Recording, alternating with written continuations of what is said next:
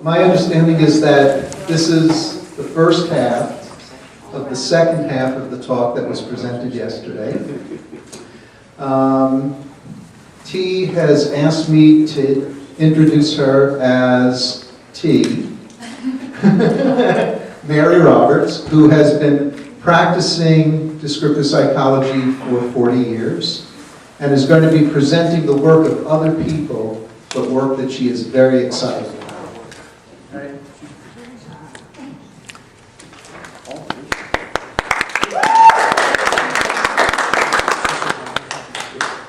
I want to start just by saying thank you to each of you who hung in there to the bitter end for this.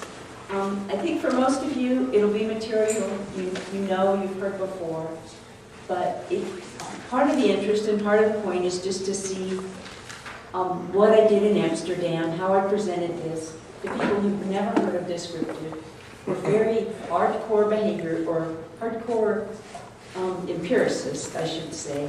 It's the group of people who split off from APA because they didn't feel APA gave enough weight to empirical work. So the part of the talk I'm going to present today, subtitled Significance Blindness. What difference does it make? The learning objectives, just for those of you who are doing the CEUs, I want to discuss the logical properties of a significance relationship. You might think, why am I talking about logical properties? Because I want to give people a feel for the nature of the system, that it's very logical. I want to help them recognize natural stopping points in the multi-level structure of behavior. And again, part of the point of this is to let them see the structure and also to let them see how profoundly behavioral descriptive psychology is. And then I'll explain the difference between two types of people: performance-oriented people and significance-oriented people. Performance-oriented people, to anticipate just a little bit, are people who have deficits in seeing significance. And then just as a real specific and practical application, I want people to go away understanding why being a P-type, why having that deficit makes a difference in developmental delay in children. So, some of this I'll whiz through because you guys know. And a little bit more background, at the conference, I was about midway through, and so I had time to go to, I just basically, up from the time the conference started, I went to everything and anything I could to get a feel for the group, the range of topics. I went to things that were, in some senses, just abhorrent, but I wanted to know what the community is like, what the people were like, and so forth. So one of the talks I went to was on mind reading. And you think, mind reading? But it turns out what mind reading is a huge area of developmental psychology where there's a set of basic skills that are mastered in the first decade that enable people to take another person's point of view. And so that's what they call mind reading. And it was a perfect example for me because what they present are very specific performances without regard to significance. And their claim is that these performances are valid internationally. And so one of the women who was presenting there got up in that particular colloquia and said, well, I couldn't do this one item on the test, sarcasm. The kids knew, they got what sarcasm was. It wasn't that. It's just that they wouldn't do any of that. They wouldn't touch it. Because in this particular area of South Africa, being sarcastic with your parents is a serious violation. You just don't do that. And so it was fascinating to watch the dismissal of the significance the insistence that this woman administer these items to her kids, and her adamant refusal, look, I'm not going to ask them to do something that's wrong in their world.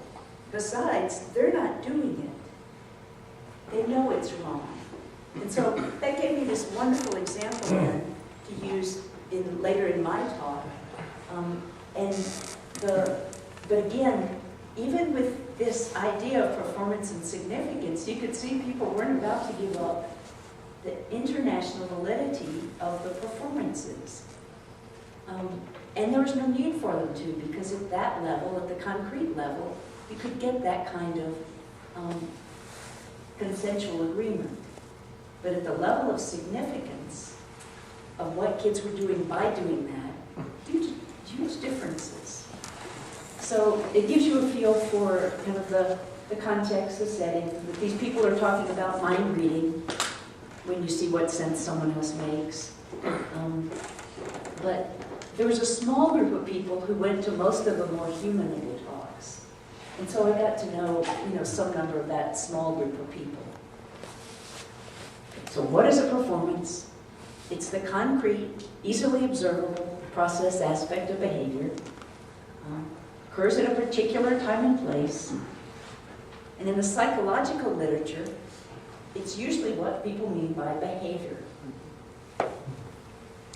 And for us, performance is one of the parameters of behavior. I didn't introduce that yet to those people. And so what is significance? Significance is a relationship between two behaviors. We express that relationship by saying, person P is doing X by doing Y. Do one of those behaviors by doing the other. What does it take for there to be that relationship?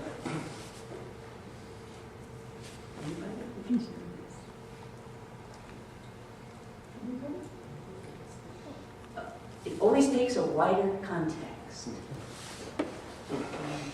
So Errol gave a nice example of that in his talk with asking, looking at the significance of angry behaviors in context, where he mentioned that the young man the police are arresting his brother, and he zeroes in there because you defend your family.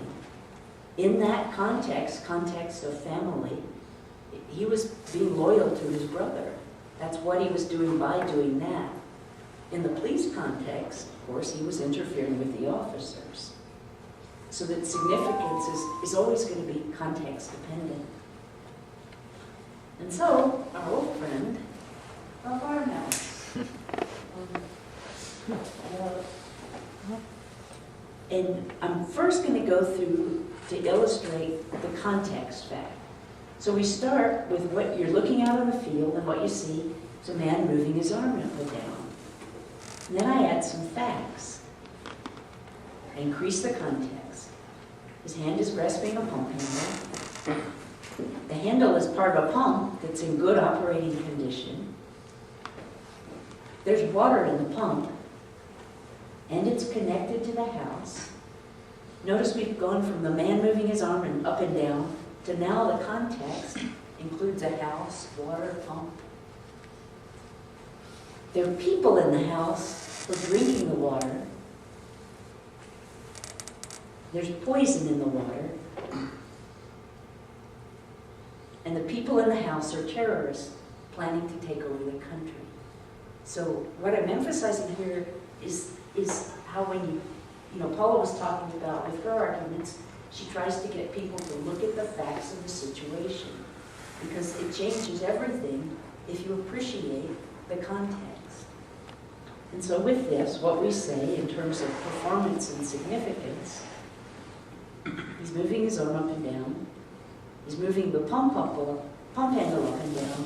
He's operating the pump hands. He's saving the country. So what then are the logical qualities of that relationship? Well, the first is that it's an empirical identity. It depends on context. In these circumstances, doing C, C is also is a way of doing B, and it's also a way of doing A. The identity that holds between these is strictly empirical and historical. It's not categorical. Moving your arm up and down has no categorical relationship to saving your country. It's strictly an empirical identity. It's a transitive relationship. In logic, if A is larger than B and B is larger than C, then A is larger than C. That's one of those basic laws. And with the logic of behavior, person P does A by doing B, and does B by doing C, then the person does A by doing C. And you could tell from the audience, these are very foreign to people to talk this way. Unless people have some kind of background in logic, this is an odd way of talking. So it's also not a one-to-one relationship. A given behavior, performance, like E, can have more than one significance, either simultaneously or on different occasions. So, what's he doing by saying I do? Well, if I asked you, does anybody in here like scotch? I do. In a different setting, do you take this woman to be your lawfully wedded wife? I do. So the same performance, and that's always true of verbal performances. I thought Aladdin gave a nice example with when he's out with Trav and sharing memories. And so that's verbal behavior, verbal performances. And you ask, what's he doing by doing that? Well, he thought he was affirming their friendship, bringing back old times. But then he looks over and Trav is turning green at the idea of dog stew. And Aladdin for a moment must have thought, dog stew? Because, you know, Trav grew up on a ranch, still lives on a ranch, loves animals. Can't imagine him really eating dog stew. But instead, Trav says, I've never been in Korea. And so what was Aladdin doing by saying, when we were in Korea together? It was actually a violation of relationship because he was treating Trav as someone else. They could recover that violation quickly, but again, the significance wasn't the one that Aladdin intended. Along with a not one-to-one idea, the same behavior can be implemented by many different performances. There's more than one way to skin a cat. And, of course, it's a part-whole relationship. A single piece in a picture puzzle is intelligible only in the context of the picture of which it is a piece. And John Bender wrote, consider lifting a behavior from its context. It's likely that its significance is lost. Like when you say, he said I do, who knows? What is left is the performance, but not what it means. And this, of course, Whitmore Love is very Wittgensteinian, of kind of famous quote, I set the brake by connecting up what I'm over.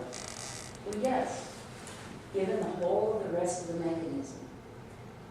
Only in conjunction with that is the brake lever, and separated from its support, out of context, it may be anything or nothing. And that idea, that concept is very fundamental to everything we do. So, another one of these, another old friend, and again I'm going to start with the facts, the circumstances. The night before I left home, I got home at 6:30, we had dinner at 8:30. It was steak, well done. You say, so what? But then I add, it's my husband's turn to fix dinner. And some people will already be smiling. We usually have dinner at 7:30, not 8:30. A few more people will be smiling. And then I say, I like steak, but I like it rare.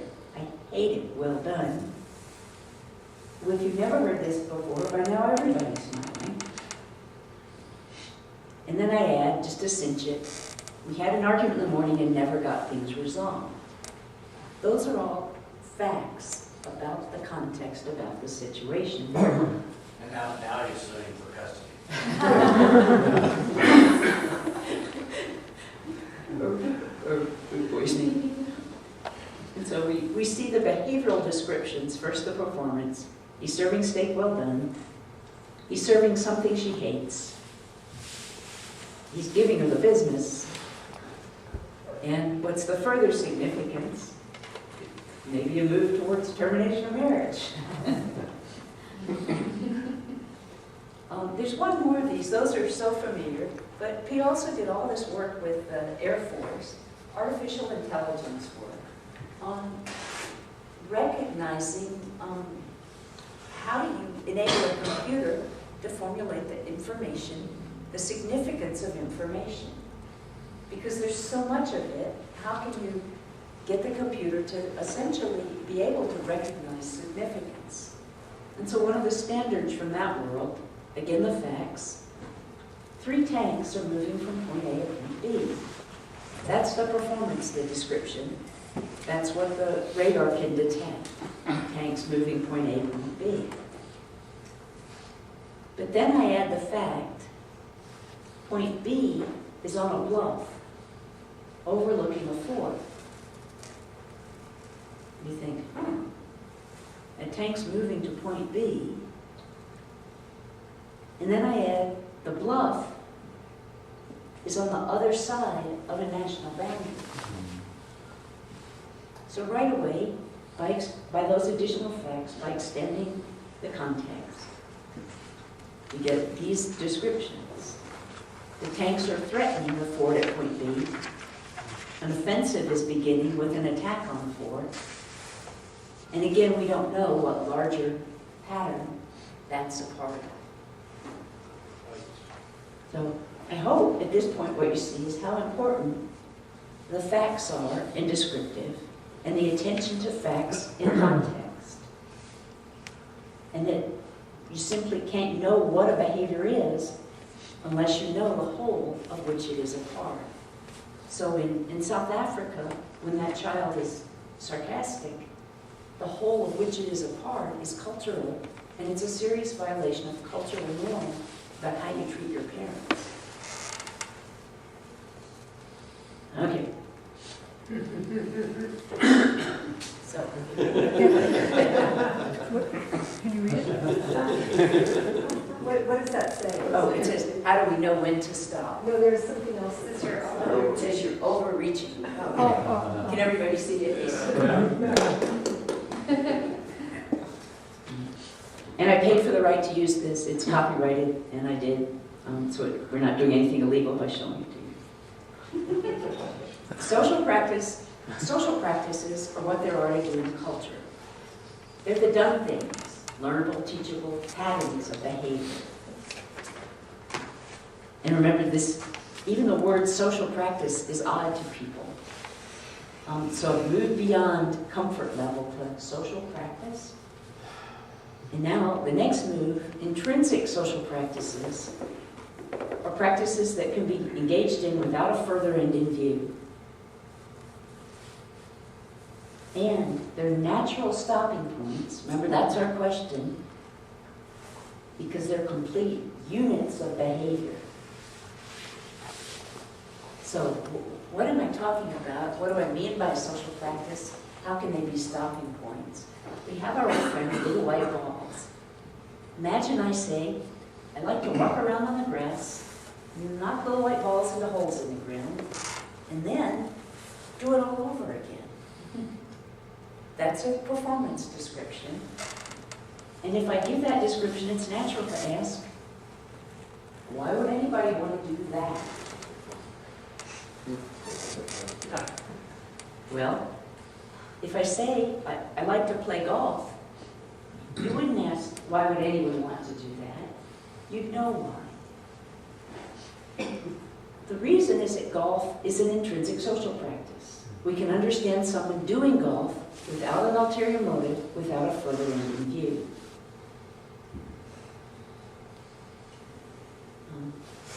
Intrinsic, and I want to introduce this for a little later for some of the empirical studies we'll be presenting. Intrinsic contrasts with instrumental. Behavior is instrumental when there's some goal external to the behavior for the sake of which it's engaged in. So this is Alport's classic example of the salesman who plays golf in order to sell more insurance. Playing golf for him is not intrinsic, it's instrumental, even though playing golf is an intrinsic social practice. You don't have to do it for its intrinsic value. So we would say that his golfing was ulteriorly motivated. So to avoid confusion later, because I know that the idea of intrinsic and descriptive is used a little differently than it's found in some studies in the field. I want to just remind people about the locus of control studies. In those studies, people engage in intrinsic, unrewarded behavior in order to feel effective, competent, and self-determining. If you're doing it in order to feel effective, competent, and self-determining, we wouldn't call that intrinsic.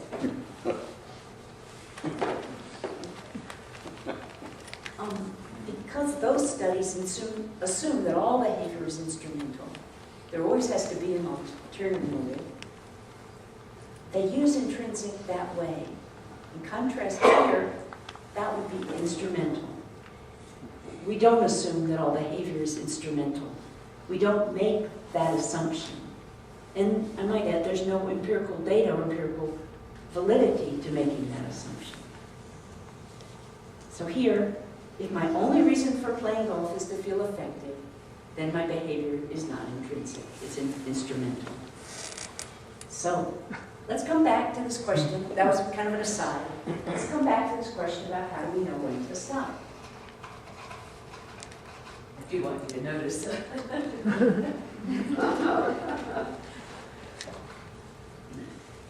Additional stopping points are social institutions and cultures. A social institution is an organized set of social practices. So notice it's a bigger unit of behavior. So something like making a living, raising a family. Those of you that have some exposure to anthropology, and I know we have some anthropologists here, this will be very familiar. It's the use of institution from anthropology. And then a culture is a way of life, and it's the ultimate unit of social behavior. These are coherent, intrinsically intelligible patterns of behavior. So in descriptive, that's what we call the multi-level structure of behavior. Remember, that's one of your learning objectives, is about the multi-level structure of behavior. We start with just a single behavior. And then that single behavior is part of a social practice. Remember, when I play golf, I don't just hit once. There's a whole set of behaviors involved in playing golf, in the social practice of golf. And then that playing golf is part of a larger institution. It might be the way of making my living. And again, there are more behaviors involved. Making my living is part of a way of living, so you get more behaviors. And of course, a way of living is part of the past, present, and future history of the universe. So the whole thing is that profoundly behaviorally based. Behavior is just packaged in larger units. A little later, we'll come to the question of what behavior is, since it's obviously important. We already did that on Friday. This was just in case the first slide didn't work, But you see when giving, the slide right before, sometimes Apple's graphics don't work. You can see though, you start with the behavior, hitting little white balls into holes in the ground. Then your next level of significance may be a social practice, playing golf, or just, well, that one didn't work too well, but having putting napkins on the table, setting the table as a part of the intrinsic social practice of having dinner, as part of the social institution of raising a family, and as part of a way of life. And each of those are natural stopping points. Okay, so you can tell I love this slide. I love the guy. The observer has a dilemma. Each time we expand the context, our understanding of the behavior changes in ways we can't foresee. If we don't have all the facts, we may be radically mistaken in our understanding. Remember how when we added facts with the man out on the heat, in the beginning we didn't know the water was poisoned. We might have just thought he was trespassing. Versus when we have that fact, it totally changes everything. But we never have any guarantee we have all the facts. So what does that mean for the empirical study of behavior?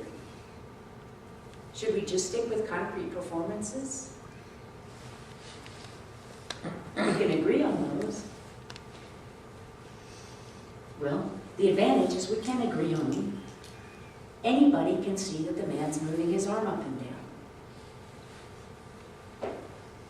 But the price of staying at the bottom of the significance hierarchy is that our descriptions of behavior are impoverished.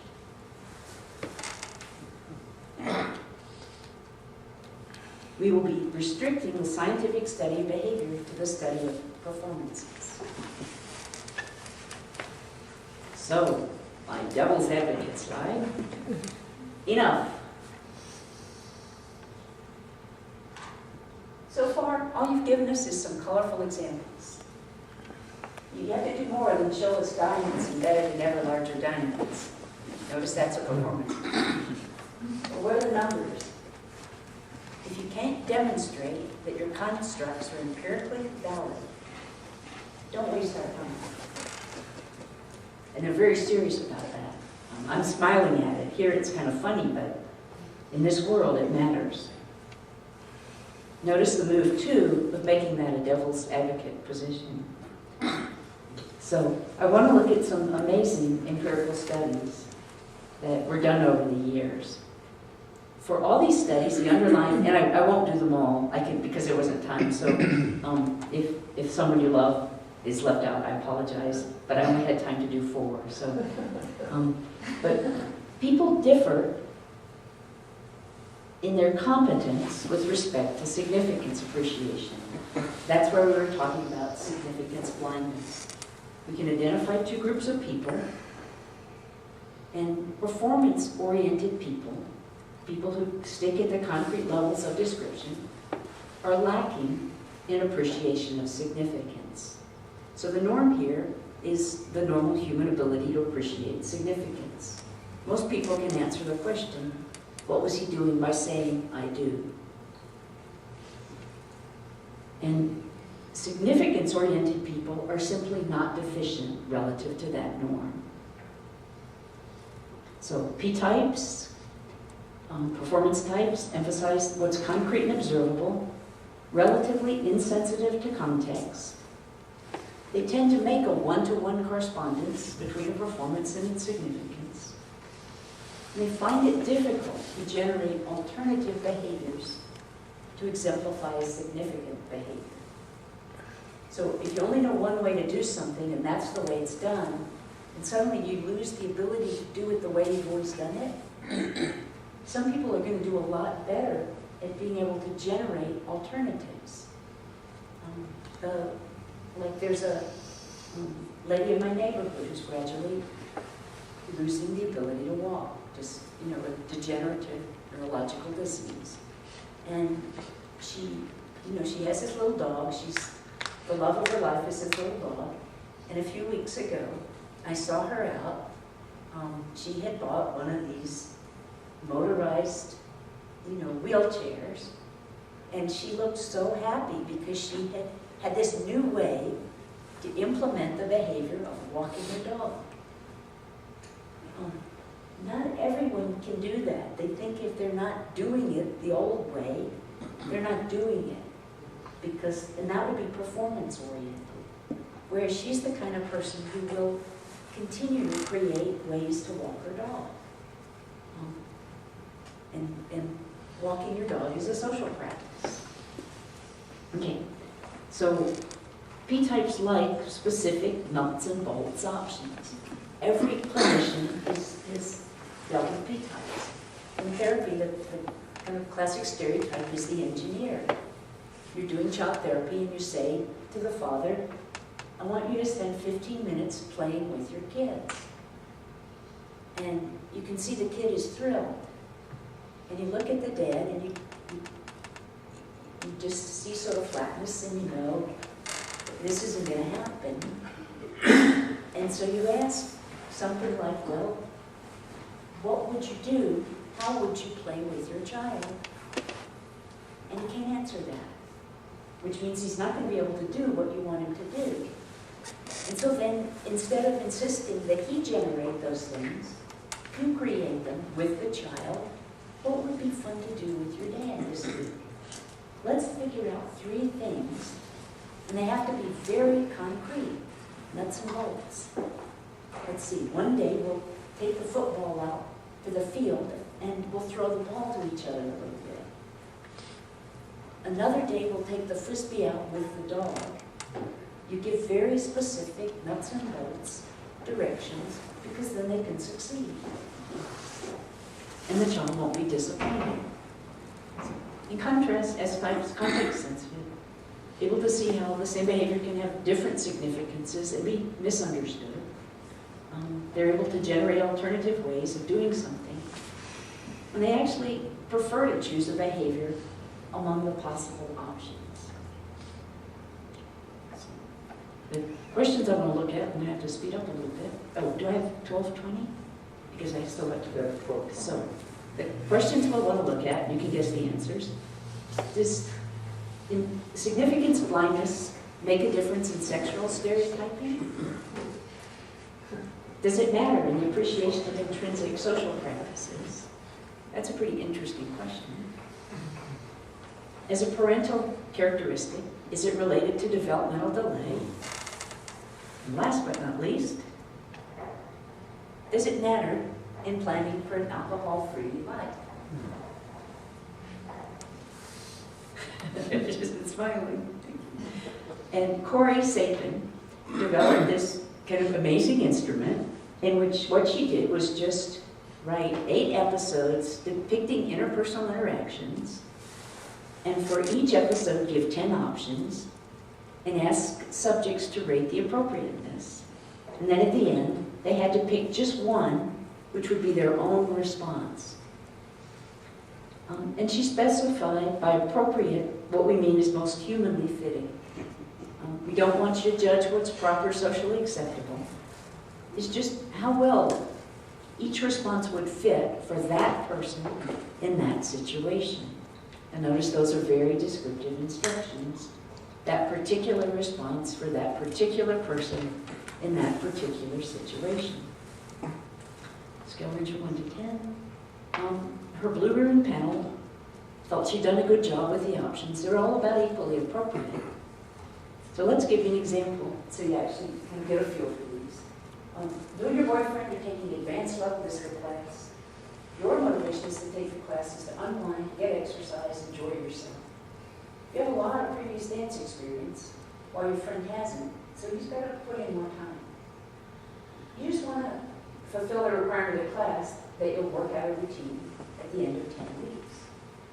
But he informs you that he's entered the 2 of you in a professional disco contest and tells you about it, what you have to wear. You guys need to agree on music. And then he says, this is what I really took the class for. I know it'll take a lot of practice, but this is what I want to do. Of course, if you don't feel like doing it, I can find someone else who wants to do it.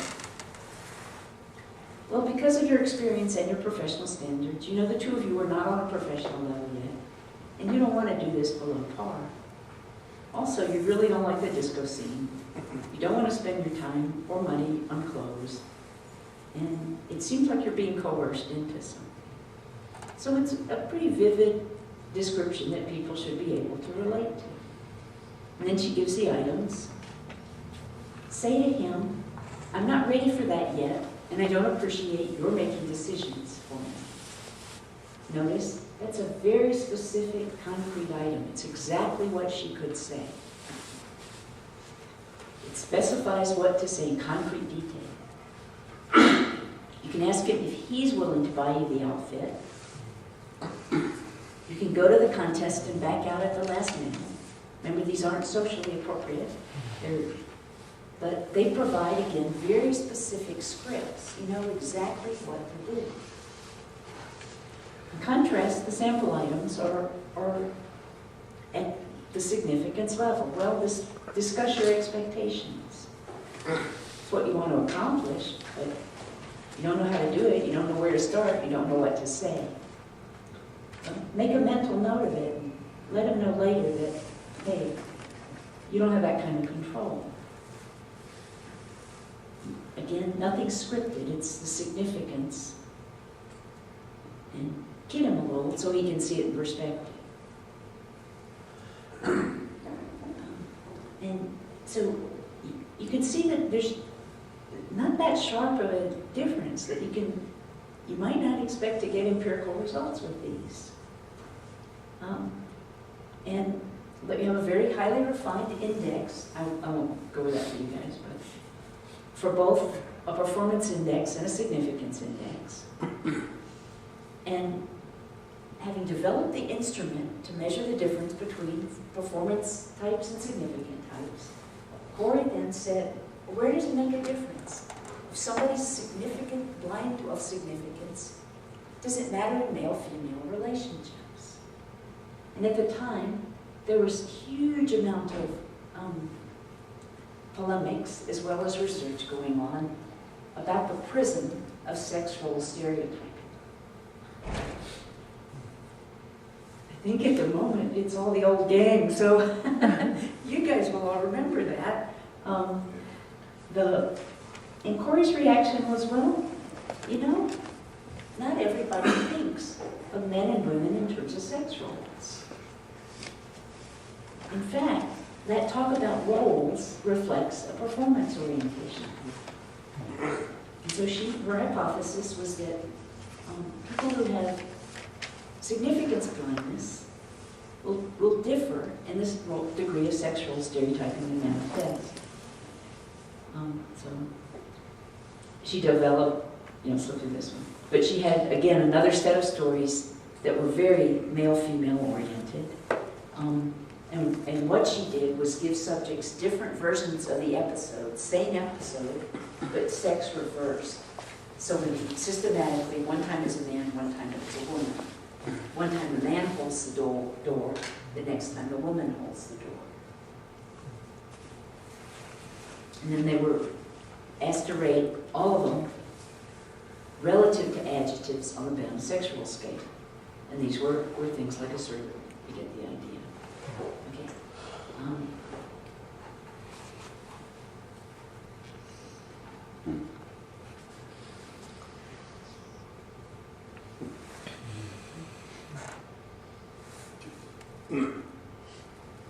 Those are amazing results.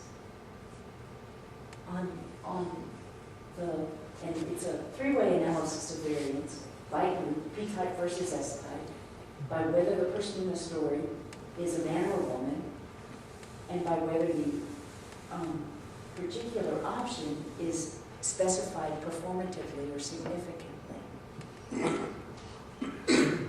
And look what she got. For the performance group, masculine adjectives, if the character was male, they were rated much more highly. And on masculine adjectives, the female characters were much lower.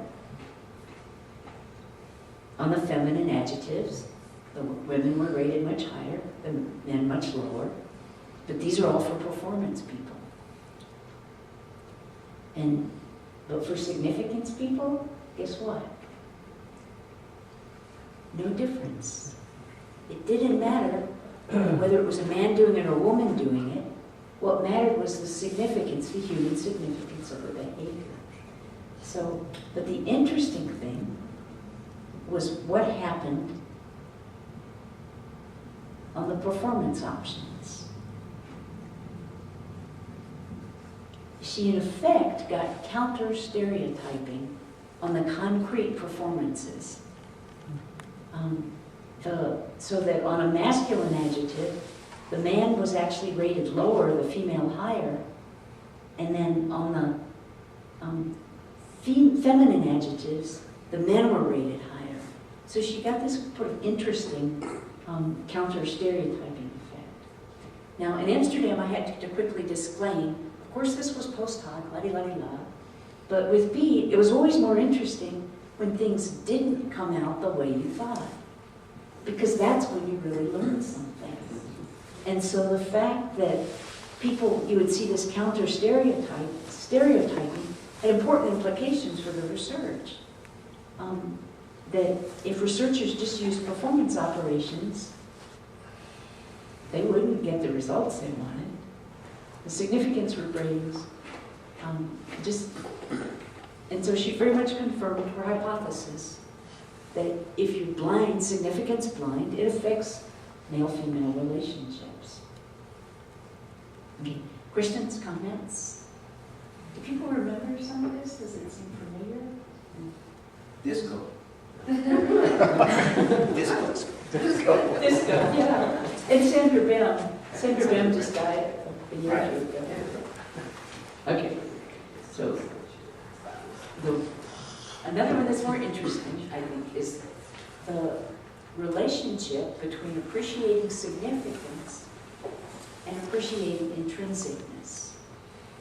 So that Joan hypothesized that people who have significance blindness will not have as much, will differ in their appreciation of intrinsic social practices. And she had 8 stories. And here's a sample story real quickly. I like this story. It was Saturday afternoon, as usual. Bill Anderson was out working in the yard. The Andersons had the prettiest and best cared for property on the block. People would stop by and compliment Bill on his work. And they had enough money to hire a professional gardener, but he loved the trees, trimming them just so. He would spend whole weekends in the yard, adding his special touches. Not that everything came out the way he wanted. He remembered the time he tried that new grass seed and ended up with a lawn full of weeds. That Saturday he was working on a new project. He was turning the soil over for a vegetable garden. His neighbor came over and asked him, "Hey, what are you doing?" He said, "I'm doing my first vegetable garden." You know, that's a lot of work, Bill. You have to get the soil just right, the water, weed it. Weeding's a chore, then the bugs and parasites. And then at the end of the summer, the animals come in and eat the vegetables. And Bill just said, "Well, I didn't know anything about that." Ted knew he was a friend. He knew Ted was a friend, he was trying to help, but yeah. So Ted said, "Yeah, I guess that's all that true, except," I'm messing up the story. Anyway, you get the gist of it. I'm getting my people crossed. But the one guy just really enjoyed gardening for his own sake. It didn't matter that much if he didn't harvest anything. If the animals ate it, that was unfortunate. He'd be disappointed, but oh, he had a good time doing it. I really tried to encourage Ned to take the spirit to the conference. Okay. Oh, and so the story ends up that, of course, in the end, the neighbor was right. The animals eat all the vegetables. They don't harvest anything. And so the question to the people is, why did Bill go ahead with the garden after the warning when he kind of knew what would happen? And so the items here, it was worth the hassle to him to have cheap vegetables. You notice right away that's instrumental. Well, Bill was the sort of person who enjoyed growing things. That's intrinsic, obviously. The savings in money in the superior product would make up for the time and effort. Again, ulterior. Bill knew he'd enjoy it, just doing each part himself. And Bill needed to grow his own vegetables because he couldn't afford to buy them. Get instrumental and also phony. So what she found on the intrinsic behaviors, she did get the difference she predicted. The significance group had greater appreciation of significance. It was statistically significant, but it's not that different. And that's what I mean about things being more interesting when they don't come out exactly the way you thought. Here, when she's comparing the groups on instrumental behavior, there's no difference, statistically significant difference. The P group rates the instrumental behaviors a little more highly, but not much. And then she combined the significance group ratings on intrinsic versus instrumental. And what she saw is that these were very significant difference for the significance groups. This is within group now, not between groups. The slide right before was between groups. Now we're just looking within the group of significance people. They rated the intrinsic behaviors much more highly than they did the instrumental. Whereas the P groups also had the difference slightly in the wrong direction, but still significant. So graphically, a lot easier to see this graphically. For the significance group on the intrinsic behaviors, they're much higher, just the way we thought, but that's not much difference. You would have expected more. And then for the instrumental behaviors, they rate them a little lower, but just not a big difference. So, but still, not a big difference, but it is statistically significant. So what we see, well, P-types have a repertoire of behaviors they can enact. They have some appreciation of intrinsic social practices. Joan clearly showed that.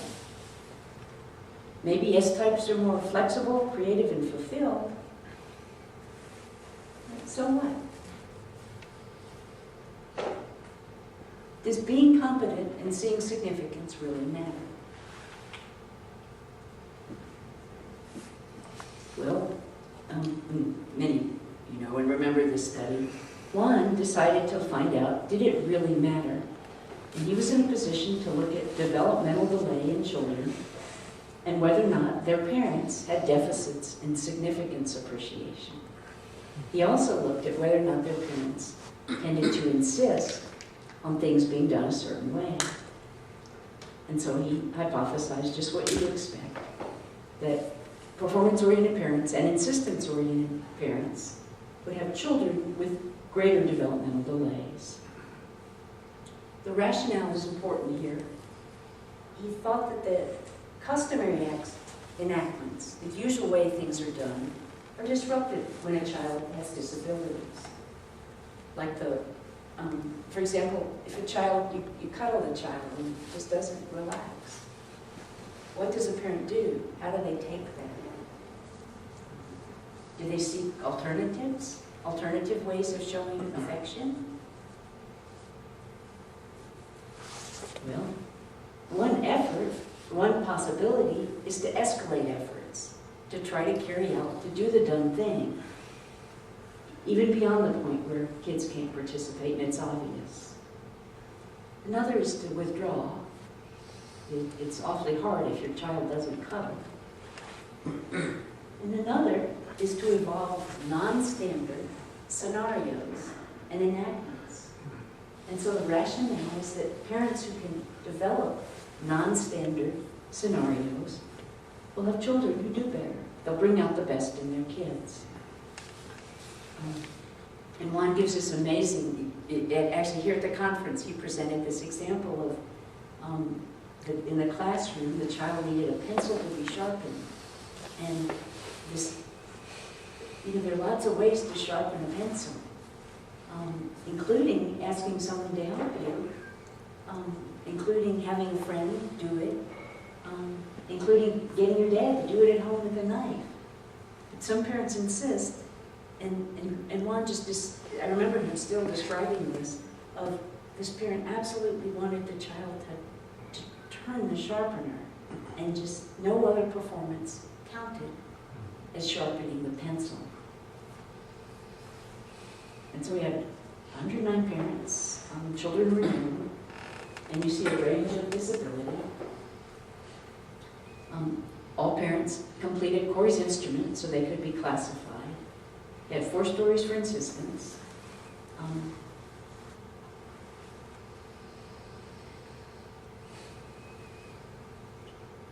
And then he calculated the insistence indices exactly the same way as performance versus significance.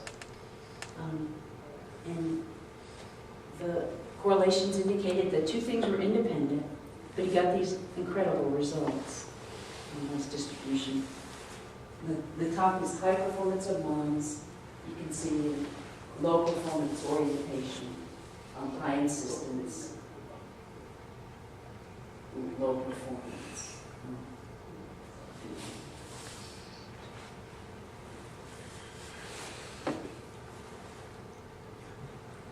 These are ratings, the numbers are ratings on the disability. It's the standard index of disability for children of parents of P-types, performance types versus significant types. And the ratings are just dramatic. For the P-type group, where the mothers can't see alternative behaviors, children are far more disabled. And same thing with fathers. And just graphically, the P-types, you can just see the difference in disability of their children between significant types. Exactly the same thing for insistence. Almost identical graphs, that both of these are significant factors. You combine them, same thing. So the biggest point here is significance makes a difference, and it makes a measurable and dramatic difference in people's lives, the appreciation of significance. So questions, comments?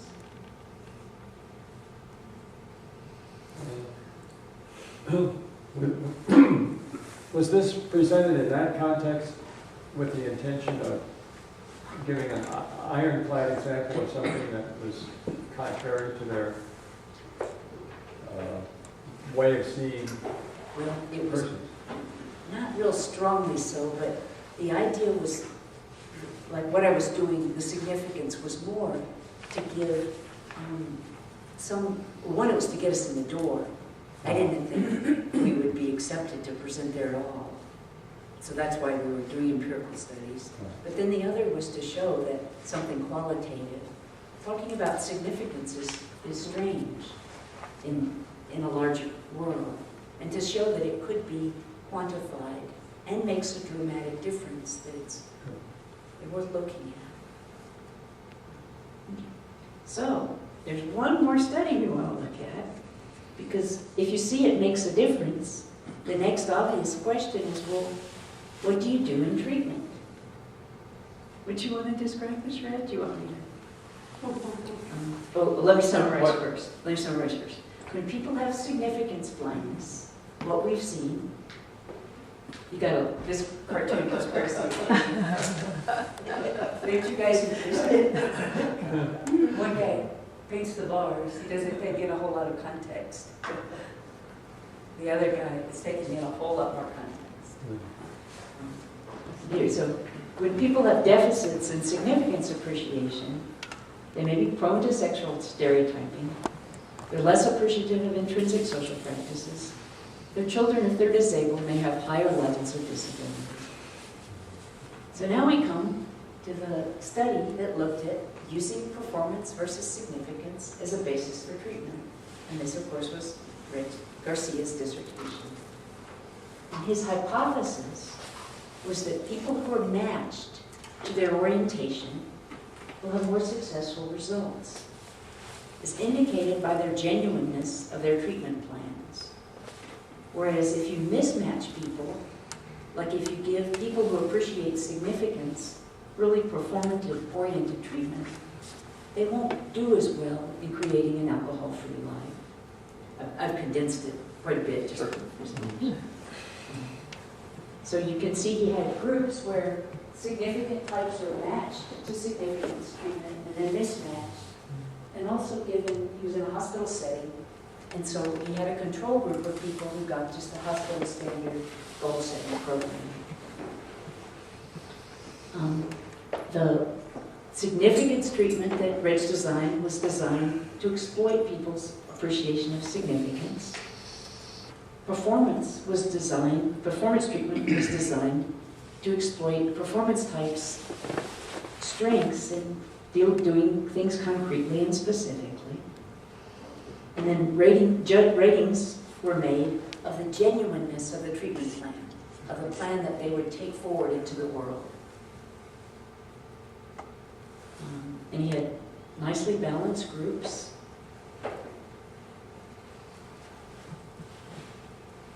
And he found patients in the matched treatment groups did not have better results as measured by mean genuineness ratings.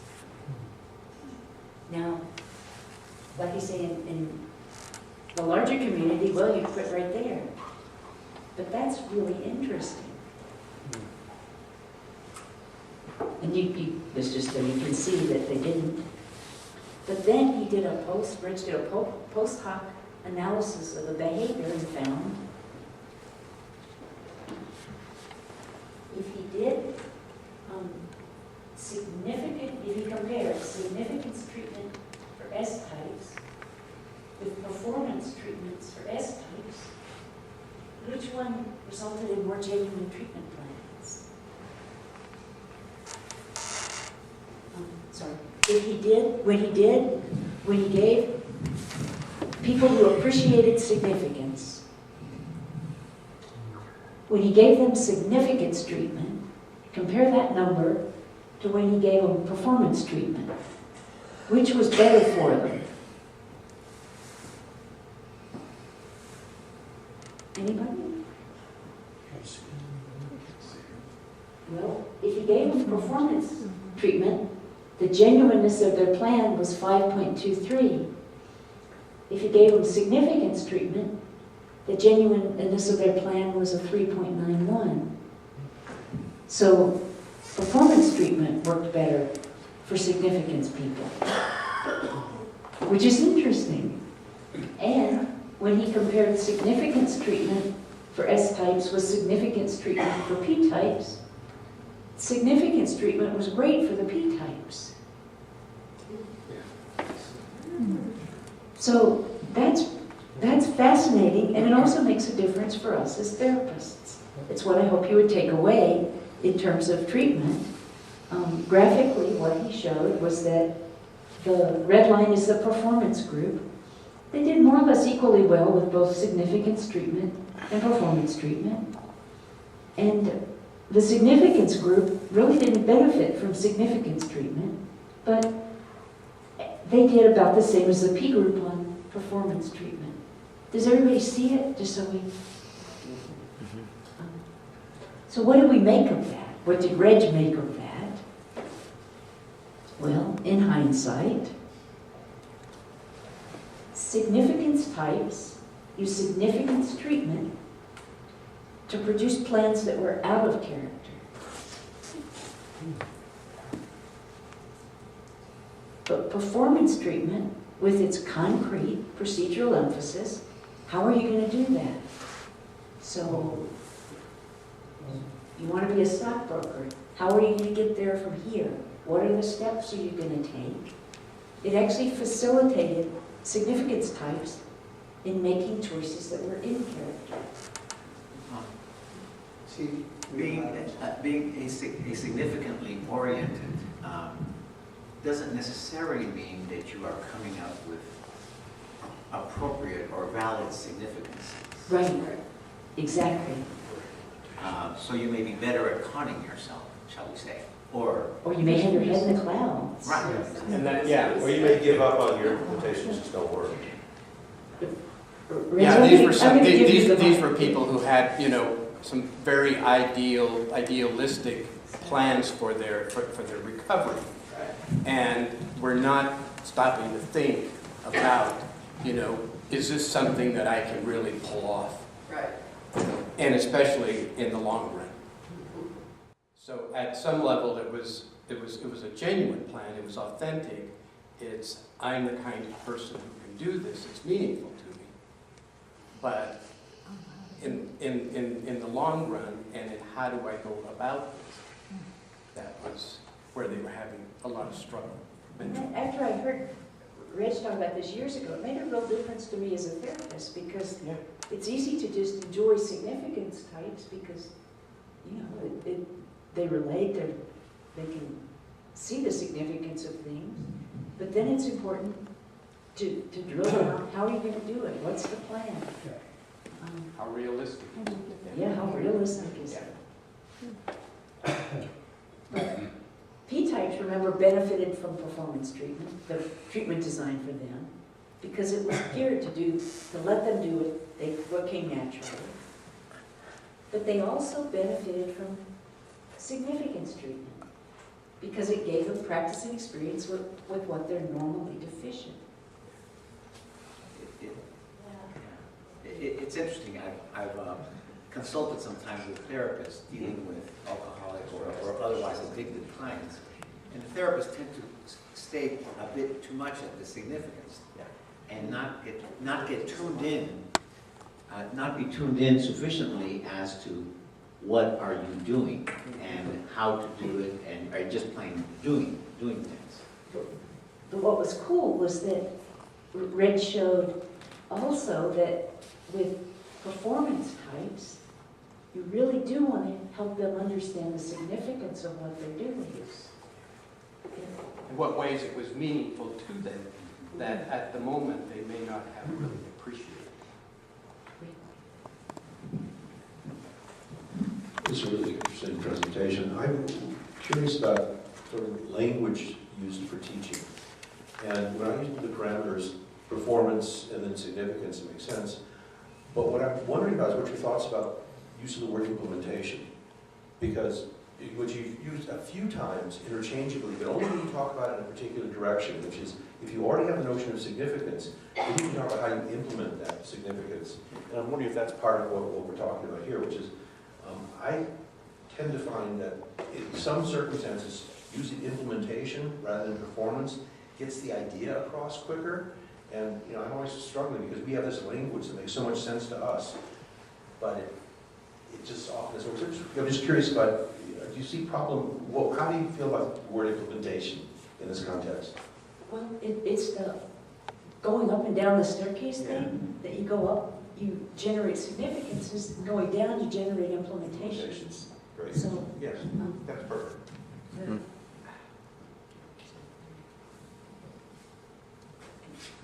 I'll wrap up. Okay. So a program then for P-types, an ideal program, this is for people with a deficit, will use their strengths and compensate for their deficiencies. It will emphasize the letter and the spirit of what someone is doing, the significance. Will deal with concrete, specific things to do in real-world contexts, but it will sensitize P-types to the spirit. For example, with a handicapped child, even if the child plays in ways that look strange, the important thing is that the child is playing, that we see the significance of that.